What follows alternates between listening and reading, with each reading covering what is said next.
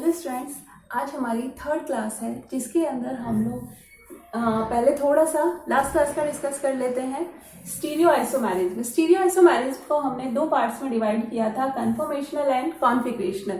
Conformational isomerism जो था वो मैंने आपको बताया था इंटर कन्वर्ट हो जाते हैं, जबकि कॉन्फिगरेशनल आइसोमर्स जो होते हैं वो रूम टेम्परेचर के ऊपर इंटर कन्वर्ट नहीं हो पाते हैं, अंतः परिवर्तित नहीं हो पाते हैं। ठीक है, क्योंकि अंतः परिवर्तन के लिए जो रिक्वायर्ड एनर्जी होती है, आवश्यक ऊर्जा होती है, वो 100 किलो जूल से ज्यादा होती है, जो कि रूम टेम्परेचर के ऊपर अवेलेबल नहीं होती। ठीक है, इसको अभी हम लोग नहीं आगे डिस्कस करते हैं, ये हम नेक्स्ट क्लास में करेंगे, मतलब नेक्स्ट क्लास में नहीं, बाद में करेंगे। अभी पहले हम लोग पूरा पोर्शन अपना कॉन्फिगरेशनल आइसोमेरिज्म का पढ़ेंगे। ठीक है ना। कॉन्फिगरेशनल आइसोमेरिज्म विन्यासी समावयवता जो होती है, आगे फर्दर दो पार्ट्स में डिवाइड किया है इसको।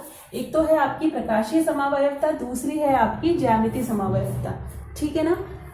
प्रकाशीय समावयवता और ज्यामितीय समावयवता जो होती हैं, इनको हम लोग देख लेते हैं। सबसे पहले प्रकाशीय समावयवता के अंदर क्या है, कोई भी दो आइसोमर्स जो एक दूसरे के ऊपर अध्यारोपित ना हो सकें। क्या कहा मैंने? कोई भी दो आइसोमर्स जो एक दूसरे के ऊपर सुपर इम्पोज ना हो सकें। सबसे पहले तो इस शब्द का मतलब आपको समझ में आना चाहिए, अध्यारोपित, या इंग्लिश में हम इसको क्या कहते हैं, सुपर इम्पोज। पहले तो सबसे पहले ये बात अच्छे से दिमाग में तुम्हारे को पता होनी चाहिए। मैक्सिमम स्टूडेंट्स को पता हो सकता है और कुछ को नहीं। तो देखिए, ये एक आइसोमर है, ये दूसरा आइसोमर है, ये मान लीजिए आप। जब मैं इस फॉर्म को उठा के इसके ऊपर रखूंगी तो आप लोग देख सकते हैं क्या ये वाला हैंड पूरी तरीके से ये इस वाले हैंड को कवर कर रहा है, क्या नहीं कर रहा है। यहाँ से ये फिंगर और ये फिंगर ये बिल्कुल अलग अलग दिख रहे हैं। अगर कवर करता तो इस तरीके से करता। ठीक है ना। क्या ये ऐसा हो रहा है? क्या नहीं, ये पूरी तरीके से इसको कवर नहीं कर रहा है। कोई बच्चा ये सोच सकता है कि इस तरीके से करके तो कवर कर रहा है ना, लेकिन आप लोग खुद सोचिए, हमने जब स्टार्ट किया था स्टीरियो आइसोमेरिज्म तो हमारी सबसे पहली बात ही ये थी कि इसका 3D अरेंजमेंट जो होता है उसी को तो हम कहते हैं। अगर 3D अरेंजमेंट डिफरेंट है तो वो क्या है, स्टीरियो आइसोमर्स हैं। अगर हम कह रहे हैं कि दोनों स्टीरियो आइसोमर्स हैं, क्योंकि हम लोग काफी आगे आ चुके हैं। स्टीरियो आइसोमर्स में तो पहले ही कह दिया था हमने कि 3D अरेंजमेंट अलग होता है, तभी तो हम आगे आए। तब 3D अरेंजमेंट अलग है, हम कॉन्फिगरेशनल के अंदर आ गए। हम कह रहे हैं रूम टेम्परेचर के ऊपर इंटर कन्वर्ट नहीं होते, ये दो अलग फॉर्म्स हैं। ठीक है, अब हम बात कर रहे हैं कि ऑप्टिकल आइसोमर्स हैं क्या। ऑप्टिकल आइसोमर्स में हम कह रहे हैं कि ये दोनों जो आइसोमर्स हैं ये एक दूसरे के ऊपर सुपर इम्पोज नहीं होते हैं। ये फर्स्ट सेंटेंस है जो आप लोगों के माइंड में सबसे पहले आना चाहिए। ये सुपर इम्पोज नहीं होते हैं। अगर मैं इसको ऐसे घुमा के और फिर ऐसे यहाँ रखूं तो मैंने तो इसका 3D पहले ही चेंज कर दिया है, तो ये तो कंपाउंड ही अलग हो गया, तो हम इसको सुपर इम्पोज करने की बात ही नहीं करेंगे। तो हमारी बात यह है कि इसी फॉर्म के अंदर मैं इसको ऐसे अगर रखती हूँ और ये एक दूसरे को अगर कवर करते हैं तो हम कहेंगे अध्यारोपित हो रहे हैं, और अगर कवर नहीं करते हैं तो हम कहेंगे सुपर इम्पोज नहीं हो रहे हैं। आगे बात समझ में? कई सारी जगह यही लिखा होता है, दो मिरर इमेजेस जो एक दूसरे के ऊपर सुपर इम्पोज ना हो। ठीक है ना। तो हम उसको किस कैटेगरी में डाल देते हैं, प्रकाशीय समावयवता के अंदर डाल देते हैं। ठीक है, तो आगे मैं इसको पूरा प्रॉपर तरीके से लिख के फिर आगे अपन इसको देखते हैं। कॉन्फिगरेशनल का दो पार्ट हो गया, एक ऑप्टिकल आइसोमेरिज्म और एक ज्योमेट्रिकल आइसोमेरिज्म। ऑप्टिकल आइसोमेरिज्म में मैंने अभी आपको बताया था, ऐसे समावयवी जो एक दूसरे पर अध्यारोपित नहीं होते हैं।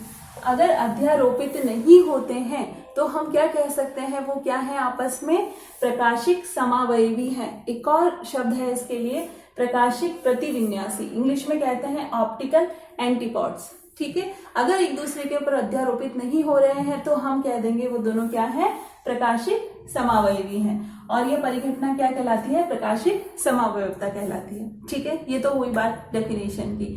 इसके अलावा एक और शब्द आपके सामने आएगा, प्रकाशिक सक्रियता। प्रकाशिक सक्रियता इंग्लिश में कहते हैं ऑप्टिकल एक्टिविटी। क्या है ये, ऑप्टिकल एक्टिविटी। ये ऑप्टिकल एक्टिविटी जो है, ये हम किस कंपाउंड को कहेंगे कि वो ऑप्टिकल एक्टिव है या नहीं, ये एक एक्सपेरिमेंटल तरीके से हम पता कर सकते हैं कि इसके ऊपर हम समतल ध्रुवित प्रकाश, प्लेन पोलराइज्ड लाइट अगर डालते हैं तो वो लाइट को या तो क्लॉकवाइज डायरेक्शन में घुमा देता है या फिर वो एंटी क्लॉकवाइज डायरेक्शन में घुमा देता है। ठीक है, प्लेन पोलराइज्ड लाइट क्या होती है, कैसा एक्सपेरिमेंटल, वो पीपीएल वाला वो पूरा हम एक्सपेरिमेंट देखेंगे, लेकिन अभी फिलहाल के लिए केवल एक लाइन में आप लोग समझ लीजिए कि प्रकाशिक सक्रियता क्या होती है।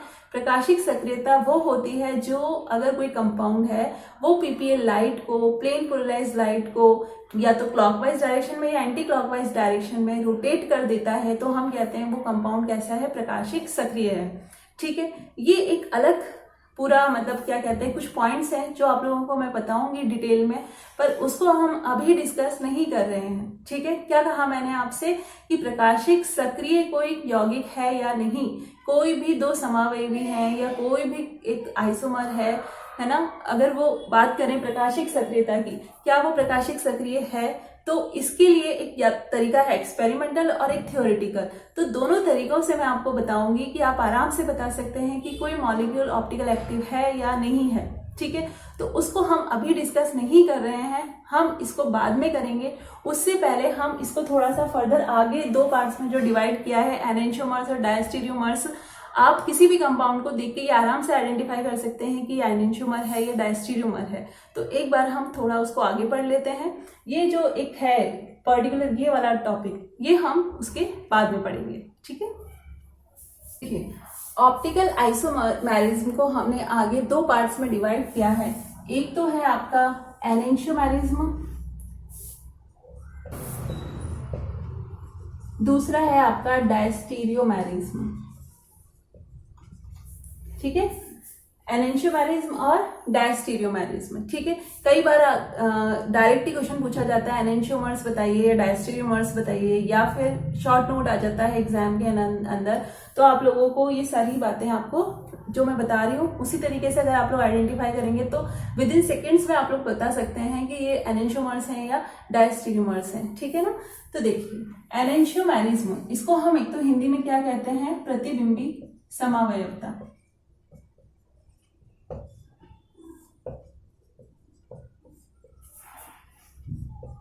डायस्टीरियोमर्स को कहते हैं, डायस्टीरियोमेरिज्म को कहते हैं विवरिम समावयवता।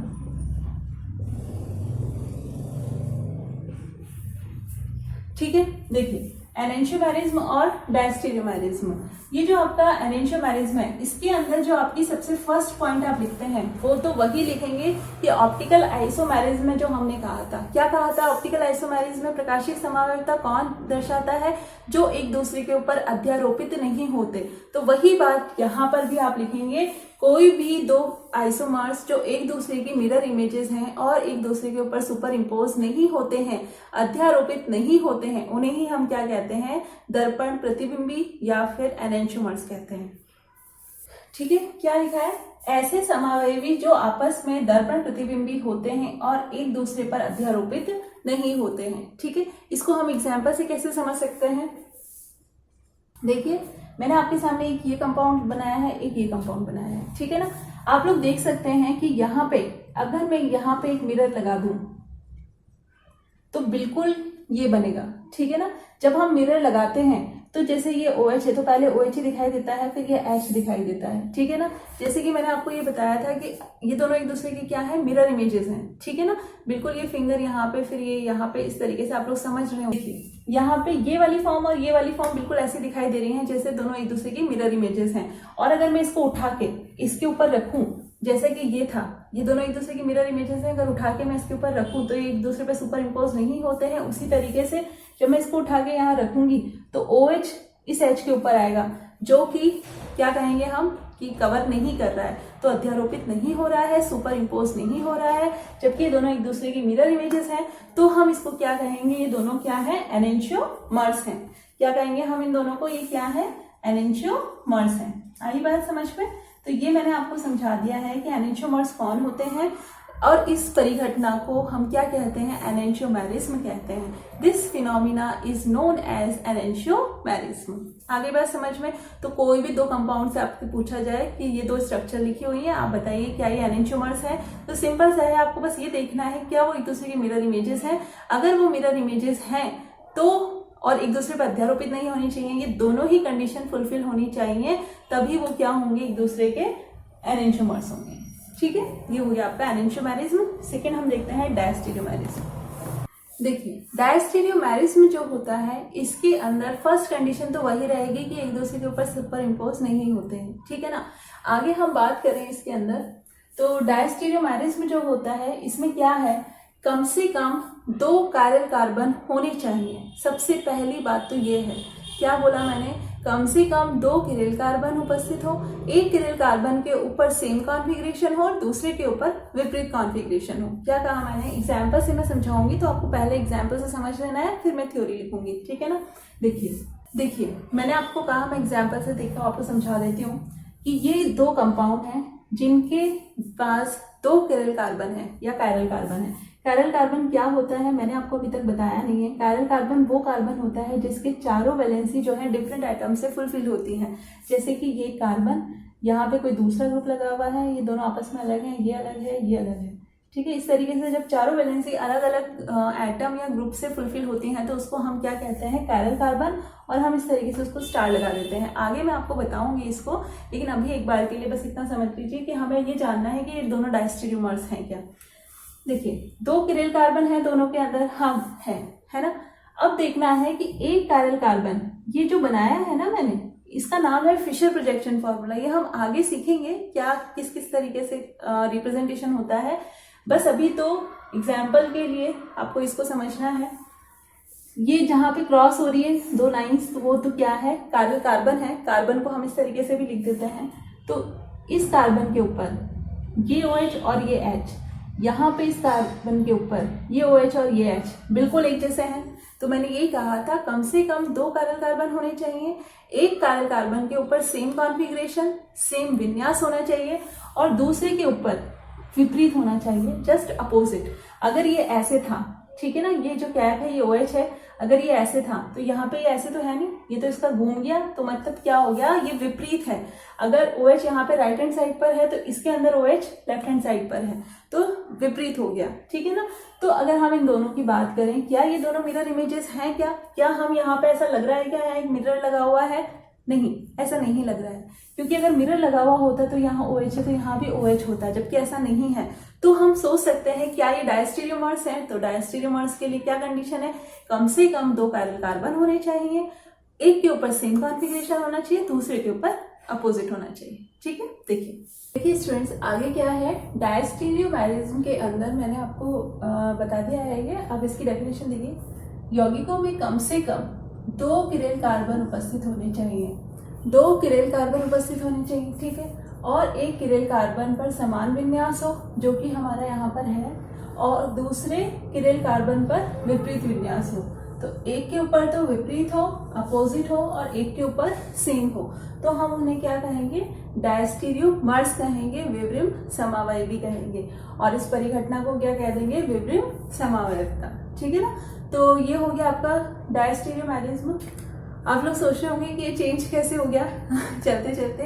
एक्चुअली कुछ टेक्निकल इशू आ गया था, जिसकी वजह से आधा जो लास्ट का छोटा सा सेगमेंट था वो कट हो गया था, तो या पता नहीं पॉज्ड हो गया था थोड़ा सा। तो अभी नया है, तो मैं भी सीख ही रही हूँ। आप लोग केमिस्ट्री सीखे मुझसे मुझे जो टेक्निकल चीज़ें नहीं आ रही हैं तो वो मैं सीख रही हूँ, वो फेस कर रही हूँ। तो आप लोग बस सीखते रहिए। ठीक है ना। एक और बात, अगर आप लोगों को समझ में आ रहा है तो मुझे आप लोग मैसेज करके या कमेंट करके बताइए, ताकि मैं, अगर आप लोगों को कुछ भी और चेंज करना है या आपको कुछ और क्वेरी है आपकी, तो उसको मैं देख सकूं। ठीक है ना। या मुझे पता चल सके कि कितने बच्चे देख रहे हैं या नहीं देख रहे। अगर नहीं देख रहे होंगे तो कोई कमेंट नहीं आएगा, लेकिन अगर देख रहे हैं तो एटलीस्ट कुछ आप कमेंट करिए, ताकि मुझे ये पता चले कि अगर आप लोगों को कुछ भी प्रॉब्लम आ रही है तो उसको, ताकि मैं सॉर्ट आउट कर सकूं। ठीक है ना। तो कमेंट जरूर करिएगा, ताकि बस मुझे एक आप लोगों के साथ में थोड़ी सी कनेक्टिविटी स्टार्ट हो सके। ठीक है ना। चलो आगे हम लोग डायस्टेरियोमेरिज्म के अंदर एग्जाम्पल्स से देख लेते हैं इसको। एग्जाम्पल्स अगर आप लोग करेंगे तो आप लोग ये पता लगा पाएंगे कि कौन से कंपाउंड्स के अंदर एनेंटियोमेरिज्म शो हो रहा है, कौन से कंपाउंड्स डायस्टेरियोमर्स हैं। इस तरीके से कुछ एग्जाम्पल्स हम देखते हैं। देखिए बच्चों, मैंने आपके सामने 5 कंपाउंड्स बनाए हैं। अब आपको इनको देख के अच्छे से पहले तो अपना थोड़ा सा माइंड में रिवाइज करो कि एनेंशियोमर्स कौन थे जो दोनों एक दूसरे के मिरर इमेजेस थे पर एक दूसरे के ऊपर सुपर इम्पोज नहीं हो रहे थे, ठीक है। सेकेंड हमने पढ़ा डायस्टीरियोमर्स। डायस्टीरियोमर्स में क्या था, कम से कम 2 कायरल कार्बन होने चाहिए, उनमें से एक के ऊपर सेम कॉन्फ़िगरेशन होता है जबकि दूसरे के ऊपर विपरीत होता है, अपोजिट होता है, ठीक है। तो देखिए मैंने यहाँ पे लिखे हैं फर्स्ट और सेकंड में क्या रिलेशनशिप है, फर्स्ट और सेकंड में आप लोग देख लीजिए। सबसे पहले तो हमें स्टार्टिंग वहीं से करना है कि मिरर इमेजेस हैं क्या। देखिए ये मिरर इमेजेस हैं क्या, ऐसा लग रहा है कि यहाँ पे एक मिरर लगा हुआ है, हाँ ऐसा लग रहा है। तो इन दोनों में क्या रिलेशनशिप है, ये दोनों क्या है, एक दूसरे के प्रतिबिंबी समावयवी हैं, एनेंशियोमर्स हैं, ठीक है। नेक्स्ट है आपका सेकंड और फोर्थ, थर्ड और फोर्थ में, थर्ड और फोर्थ में देखिए इसके अंदर थोड़ा सा चेंज करना पड़ेगा, ये कर लीजिए, ठीक है ना। यहाँ पे भी इसको CHO रहने दीजिए, ठीक है। अब देखिए अगर हम इसको और इसको कंपेयर करते हैं थर्ड और फोर्थ को, तो थर्ड और फोर्थ में अगर आप देखेंगे तो कम से कम 2 कायरल कार्बन है, ठीक है। लेकिन सबसे पहले हमें स्टार्ट करना है क्या ये दोनों एक दूसरे की मिरर इमेजेस हैं क्या। देखिए ऐसा लग रहा है कि यहाँ पे मिरर लगा हुआ है, यहाँ पे OH है जबकि यहाँ पे H है, नहीं ये दोनों एक दूसरे की मिरर इमेजेस तो नहीं है। आगे देखते हैं क्या इसमें 2 कायरल कार्बन है, 2 कायरल कार्बन है दोनों के अंदर, ठीक है। एक के ऊपर सेम कॉन्फ़िगरेशन है, इसके ऊपर सेम कॉन्फ़िगरेशन है, जबकि इसके ऊपर क्या है, अपोजिट कॉन्फ़िगरेशन है। CH3 यहाँ पे राइट हैंड साइड पर है जबकि इसके अंदर लेफ्ट हैंड साइड पर है। तो इसमें और इसमें ये दोनों आपस में क्या है, डायस्टीरियोमर्स हैं, विब्रिम समावयवी है। मैं केवल इनिशियल्स लिख रही हूँ, आप लोगों को समझ में आ रहा होगा। फोर्थ और फिफ्थ में क्या रिलेशनशिप है, देखिए क्या ये दोनों एक दूसरे की मिरर इमेजेस हैं क्या, हाँ भाई बिल्कुल है मिरर इमेजेस। तो क्या है, ये दोनों एक दूसरे के एनेंशियोमर्स हैं। तो आप लोगों को सबसे पहले तो अपने माइंड में क्लियर होना चाहिए हमने स्टार्टिंग कहाँ से किया था। हमने स्टीरियो आइसोमेरिज्म पढ़ा था। स्टीरियो आइसोमेरिज्म को हमने कहा था कि मॉलिक्यूलर फार्मूला सेम नहीं होता, मॉलिक्यूलर फार्मूला सेम होता है, स्ट्रक्चर फार्मूला सेम होता है, लेकिन उनका 3D अरेंजमेंट जो होता है, स्पेशल अरेंजमेंट जो होता है वो डिफरेंट होता है, ठीक है ना। त्रिविमीय व्यवस्था कह लें या फिर हम आकाशीय व्यवस्था कह लें, एक किरेल कार्बन के चारों और जो एटम्स का जो 3D अरेंजमेंट होता है वो डिफरेंट होता है। सबसे पहले तो अपने दिमाग में ये क्लियर होना चाहिए। फिर हमने इसको 2 पार्ट्स में डिवाइड किया, कन्फर्मेशनल और कॉन्फिगरेशनल। कॉन्फिगरेशनल में मैंने आपसे कहा था कि वो दोनों एक दूसरे में इंटर कन्वर्ट नहीं होते, 2 अलग अलग फॉर्म्स होते हैं, ठीक है ना। तो उसी को हमने कंटिन्यू किया। फिर हमने इसको फर्दर 2 पार्ट्स में डिवाइड किया, ऑप्टिकल प्रकाशिक समावयवता, दूसरा आपका ज्योमेट्रिकल स्टीरियो आइसोमेरिज्म, ज्यामितीय समावयवता। ऑप्टिकल स्टीरियो आइसोमेरिज्म में जो सबसे इंपॉर्टेंट जो आप लोगों के दिमाग में सबसे पहले बात आनी चाहिए वो क्या आनी चाहिए कि ऐसे 2 समावयवी जो एक दूसरे के ऊपर अध्यारोपित नहीं होते हैं, क्या नहीं होते, अध्यारोपित, सुपर इम्पोज नहीं होते। सुपर इम्पोज का मतलब मैंने आपको अच्छे से समझाया है।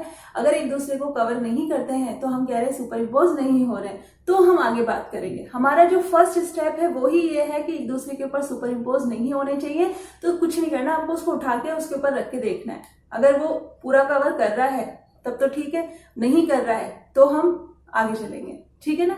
अगर जो दोनों एक दूसरे के ऊपर अध्यारोपित नहीं होते हैं तो हम आगे कंटिन्यू करेंगे कि हम देखेंगे क्या दोनों एक दूसरे के मिरर इमेजेस हैं तो एनेंशियोमर्स, और अगर नहीं है तो वो दोनों क्या है, डायस्टीरियोमर्स हो सकते हैं। उसके लिए कंडीशन है कम से कम 2 कायरल कार्बन हो, एक के ऊपर सेम कॉन्फ़िगरेशन हो, दूसरे के ऊपर विपरीत विन्यास हो, ठीक है ना। तो इस तरीके से आपका क्या हो गया, एनेंशियोमर्स और डायस्टीरियोमर्स आप लोग आइडेंटिफाई कर सकते हैं इजीली। आप लोग एक बार प्रैक्टिस करिएगा। अगर आप लोगों के आप लोगों के पास, मैंने आपसे स्टार्टिंग में फर्स्ट वीडियो में कहा था, हो सकता है कुछ बच्चों ने वीडियो नहीं देखा हो, तो मैं आपसे एक बात कह रही थी कि बुक्स जरूर पढ़ा कीजिए और जो भी हम थ्योरी पढ़ते हैं उससे रिलेटेड स्टीरियो के जितना अगर हमने कुछ पढ़ा है तो पीछे देखिए क्या इससे रिलेटेड कोई क्वेश्चन है जो हमें आ रहा है। तो अभी के लिए तो एग्जाम में जो क्वेश्चन बनता है वो केवल यही बनता है, या तो ऑप्टिकल आइसोमेरिज्म के ऊपर आ जाता है, या ऑप्टिकल एक्टिविटी तो अभी हम बाद में पढ़ेंगे, एनेंशियोमेरिज्म और डायस्टीरियोमेरिज्म, प्रतिबिंबी समावयवता और विब्रिम समावयवता, इस पे शॉर्ट नोट आने के चांसेस होते हैं। तो अभी तक जो हमने पढ़ा है उसमें केवल एक ही क्वेश्चन बन रहा है कि इन दोनों में शॉर्ट नोट आ जाता है, या फिर कंपाउंड लिखे होते हैं तो आपको आइडेंटिफाई करने होते हैं कि क्या ये एनेंशियोमर्स हैं या ये डायस्टीरियोमर्स हैं, ठीक है। थोड़ा सा अपने 1-2 क्लास और हो जाए फिर मैं आप लोगों को क्वेश्चंस भी साथ साथ में करवाती चलूंगी, क्योंकि स्टीरियोकेमिस्ट्री के अंदर क्वेश्चन प्रैक्टिस ही सबसे इंपॉर्टेंट है। अगर हमने क्वेश्चंस की प्रैक्टिस नहीं करी है तो हम लोगों को थ्योरी इतना ज्यादा याद नहीं रहती, क्योंकि इसमें थ्योरी इतना ज्यादा नहीं है। इसमें तो जो पॉइंट्स हैं उसकी प्रैक्टिस अच्छे से होनी चाहिए, जो भी टॉपिक्स आपके हैं। और वो पॉइंट्स आप इजीली प्रैक्टिस करके अपना अच्छे से स्ट्रॉन्ग कर सकते हैं। तो आप लोग कंटिन्यू देखते रहिए और ताकि हम लोग इस टॉपिक को अच्छे से प्रिपेयर कर सकें अपना। ठीक है, ओके, थैंक यू।